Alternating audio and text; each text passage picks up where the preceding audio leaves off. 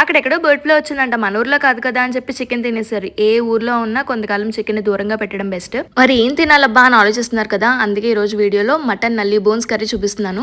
ఇది రైస్ లోకనే చపాతీలోకనే చాలా బాగుంటుంది. ముందుగా ఆయిల్ వేసుకుని అందులో ఉల్లిపాయలు, పచ్చిమిర్చి, టొమాటో వేసుకుని బాగా మగ్గించుకున్న తర్వాత బాగా క్లీన్ చేసి పెట్టుకున్న నల్లి బోన్స్ ని వేసేసుకోవాలి.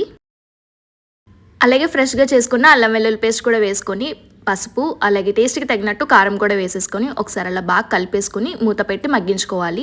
పెద్దగా వాటర్ ఏమి రావు, కాకపోతే అల్లం వెల్లుల్లి పేస్ట్ వేసాం కదా, పచ్చివాసన పోయేంత వరకు మగ్గించుకుని బోన్స్ అన్ని ములిగేంత వరకు వాటర్ వేసుకుని ఇంకా మూత పెట్టి ఉడికించేసుకోవాలి. సగం వాటర్ అంతా ఇంకిపోయేంత వరకు ఉడికించుకుని ఇందులో సాల్ట్, ధనియా పౌడర్, జీరా పౌడర్, గరం మసాలా వేస్తున్నాను. మీకు ఇంకా గ్రేవీలా కావాలనుకుంటే ఈ పౌడర్స్ బదులు గరం మసాలా పేస్ట్ కూడా వేసుకోవచ్చు.